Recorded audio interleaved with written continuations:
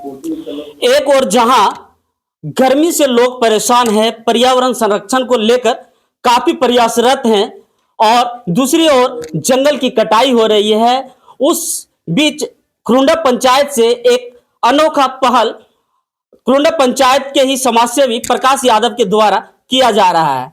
बीते एक सप्ताह से इनके द्वारा आम के फलदार पौधे का वितरण पंचायत ही नहीं, क्षेत्र के आसपास गांव से सैकड़ों पौधा का वितरण कर चुके हैं। मैं उन्हीं से जानना चाहूंगा कि यह पौधा बांटने का ख्याल इसको कैसे आया और इसका क्या सोचकर यह पौधा वितरण करने का काम शुरू किया है। सबसे पहले आप हमारे चैनल में आपका स्वागत है। आप लोगों को भी सर हमारे दिल से गहराई से आप लोगों को हम शुक्रिया अदा करना चाहते हैं कि कम से कम मेरे दरवाजे तक आए। इससे बड़ी हमको खुशी क्या मिलेगा। और कहने का मतलब सवाल आपका है कि ये पौधा क्यों बांट रहे हैं, यही ना है? बिल्कुल जी। तो देखिए, आज से नहीं, हम समाज सेवा में हमको लगता है कि 2006 से ही कर रहे हैं हम। उस समय पौधा वितरण हम नहीं कर रहे थे। उस समय एक पिकअप हम खरीदे हैं, जो कि अभी भी वर्तमान में पिकअप है मेरे पास।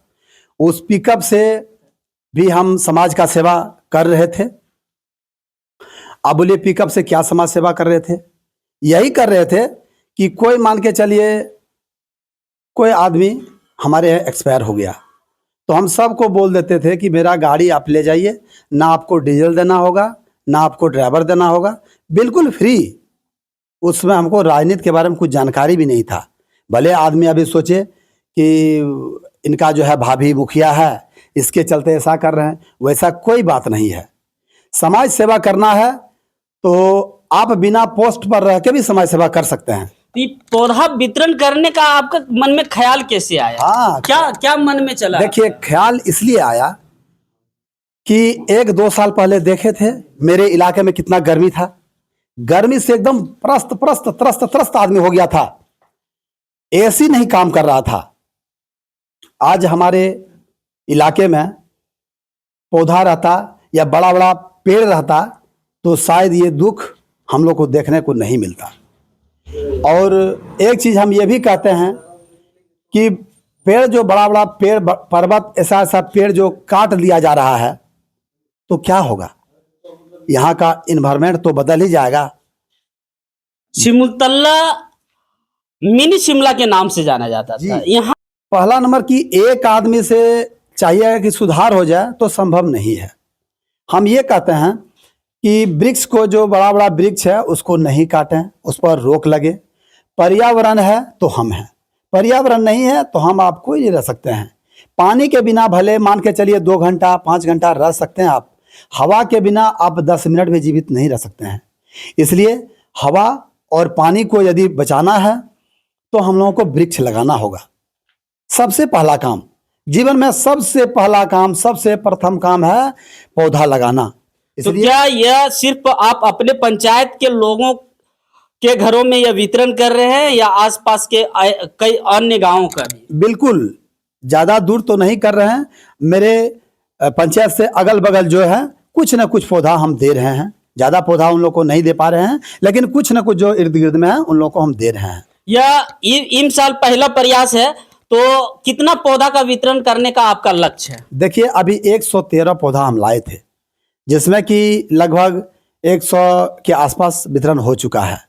और कुछ आदमी जो लगाने के इच्छुक हैं वो आदमी आ रहे हैं, उनका नाम लिख रहे हैं, फिर उनको पौधा दिया जाएगा। अभी 1 महीना का समय है पौधा लगाने का, वो फिर पौधा ला के हम देंगे। वो भी ब्रांडेड पौधा, ऐसा नहीं कि हम गुठली वाला बिज्जू आम दे दिए हैं बस फुसला दिए, वैसा काम नहीं करते हैं। पर्यावरण भी बचेगा और फल भी मिलेगा।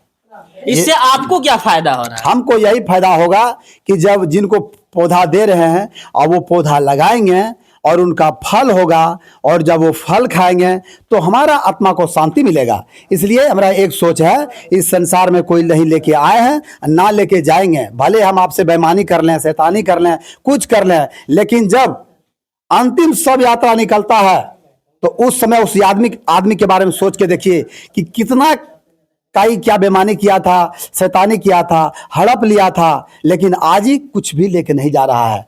आज खाली हाथ आया था और आज पुनः फिर खाली हाथ जा रहा है। लोगों में चर्चा है कि आपकी भाभी मंजू देवी इस पंचायत की मुखिया है, ठीक, और आप चुनाव नजदीक है जी उस दरमियान आप पौधा का वितरण आप कर रहे हैं। जी।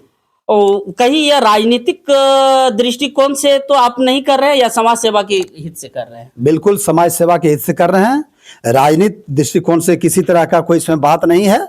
इसलिए और पंचायत के पूरे आदमी जानते होंगे, अगल बगल के जो भी पंचायत है, खुरंडा, टेलवा, चाहे कनौदी, जो भी हो, वो जानते हैं कि हम जो है कोई मुखिया फंड से कोई भी ठेकेदारी वाला काम नहीं किए हैं। आप सारे आदमी जानते हैं, ऐसा बात नहीं कि हम छुपा के बोल रहे हैं, मुंह पर बोलते हैं, गलत बात नहीं बोल रहे हैं।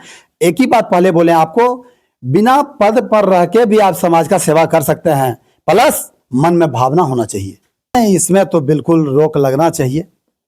हरा वृक्ष को, हरा पेड़ को नहीं काटना चाहिए। क्या है, अभी तो बहुत ऐसा निकल गया है कि आप खिड़की दरवाजा वो क्या बोलते हैं, क्या एल्युमिनियम का निकला हुआ है और सारे लकड़ी का निकला हुआ है, तो उससे भी आप काम चला सकते हैं। ऐसा नहीं है कि लकड़ी का ही आप पलंग या फिर दरवाजा बना सकते हैं, उसका विकल्प है। इसलिए पर्यावरण को बचाने के लिए हम लोग को वृक्ष को बचाना होगा, तभी हम लोग बच पाइएगा।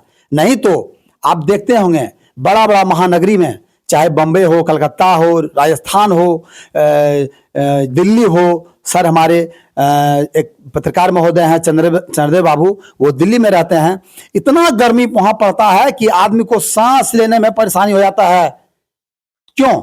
वहां पर वृक्ष नहीं है, गाछ नहीं है। इसके लिए तो हम लोगों को हर कीमत में हम लोग को वृक्ष को बचाना है और पर्यावरण को बचाना है। आप बिना कुछ पद पर रहे हुए आप 113 पौधा वितरण कर रहे हैं, तो जो पद पर है, मान लीजिए जो मुखिया है, जो जिला परिषद है, या जो पुलिस पदाधिकारी हैं, या वन विभाग के जो पदाधिकारी है, उनसे आप क्या अपील करेंगे कि वो लोग भी अपने क्षेत्र में, अपने पंचायत में या अपने पोषक क्षेत्र में वृक्षारोपण के लिए लोगों को जागरूक करें, या उन लोगों के द्वारा भी वितरण किया जाना चाहिए? जरूर होना चाहिए। हम तो फर्स्ट टाइम बोल दिए हैं कि एक आदमी को ये करने से संभव नहीं है।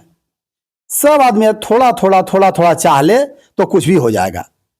मान के चलिए हम 100 या 113 पौधा वितरण किए हैं, आप 50 पौधा वितरण कीजिए।